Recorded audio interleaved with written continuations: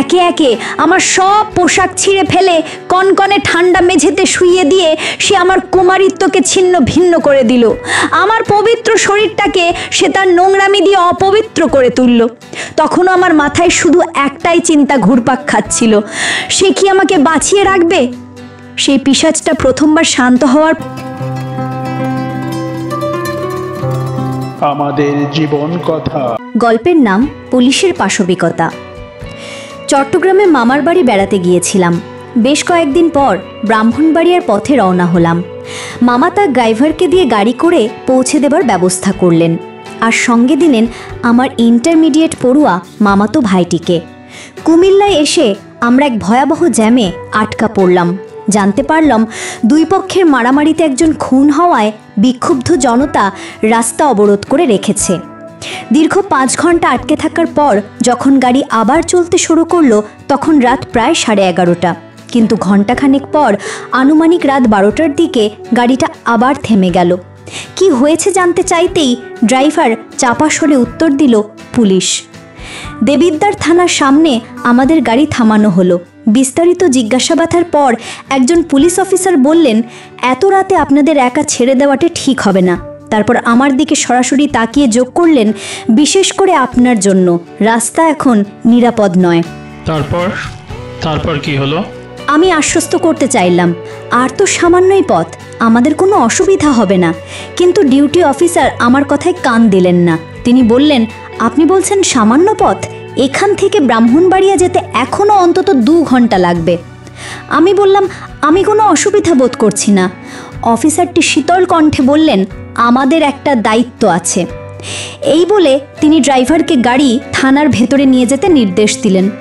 আমি আবারও বললাম, তাহলে আমাদের সঙ্গে পুলিশ দিন। অফিসারটি এবার বললেন, আমাদের লোকবল কম, তাছাড়া সে নিয়মও নেই, আপনাদের সকাল পর্যন্ত এখানেই থাকতে হবে। ড্রাইভারকে গাড়িতেই ঘুমাতে বলে আমাদের দুজনকে থানার ভেতরে 2টো আলাদা ঘরে নিয়ে যাওয়া হলো। শোবার জন্য 2টো তেলচিটে পুরনো তোষক পেতে দেওয়া হলো। আমি অফিসারটিকে অনুরোধ করলাম, দয়া করে তোষকটা এই ঘরেই এনে দিন, আমরা একসাথেই থাকতে চাই। কিন্তু সে সাফ জানিয়ে দিল সেটা সম্ভব নয়। আপনারা শুনছেন আমাদের জীবন কথা চ্যানেলে বাস্তব ঘটনাভিত্তিক অনুষ্ঠান জীবন গল্প। অজানার এক ভয় আর আশঙ্কায় আমার ঘুম আসছিল না। বুকের ভেতরটা ধরফড় করছিল। মিনিট 30 পর ঘরের দরজার শব্দ হলো। ডিউটি অফিসার ভিতরে ঢুকলো। দরজাটা ভেতর থেকে আটকে দিতেই আমি ধর্মড়িয়ে উঠে বসলাম। সে আমার পাশে এসে বসলো। একটা নোংরা হাসি দিয়ে বলল, একা একা ভালো লাগছে না, তাই গল্প করতে এলাম। আমি কাঁপা কাঁপা গলায় বললাম, আমি খুব ক্লান্ত, আমার ঘুম পাচ্ছে।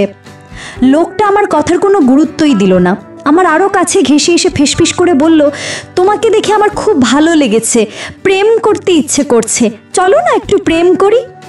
আমি আটকে উঠে বললাম, প্লিজ এমন করবেন না। কিন্তু সে আমার কোনো কথাই শুনল না। বলল, একটু আনন্দই তো করব, ভয়ের কিসের?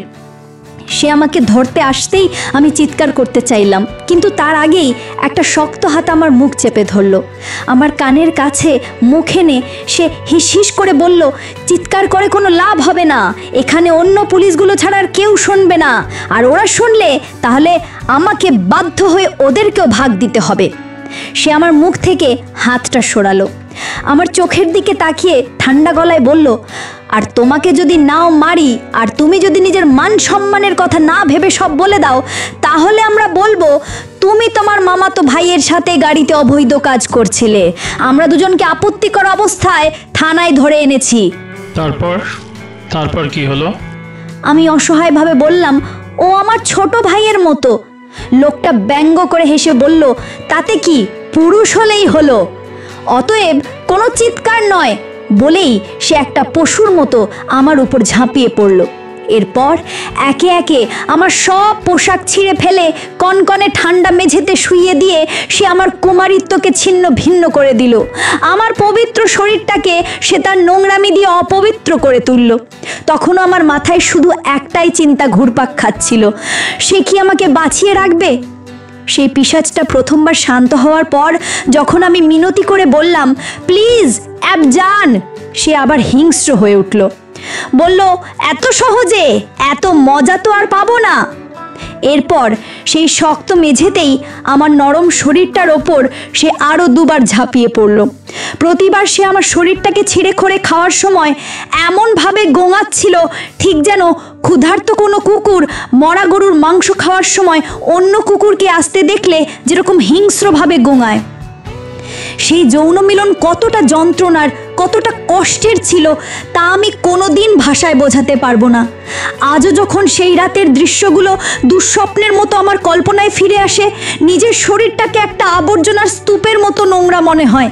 আমি ছুটে বাথরুমে যাই, শাওয়ারের নিচে দাঁড়িয়ে থাকি আর পাগলের মতো সারা শরীরে সাবান ঘষতে থাকি, কিন্তু সেই নোংরা দাগ কিছুতেই মোছে না। ব্রাহ্মণবাড়িয়া থেকে। গল্পটি আপনাদের কেমন লাগলো কমেন্ট করে আপনাদের মতামত জানান। আমাদের জীবন কথা চ্যানেলটি সাবস্ক্রাইব করুন এবং বন্ধুদের সাথে ভিডিওটি শেয়ার করুন।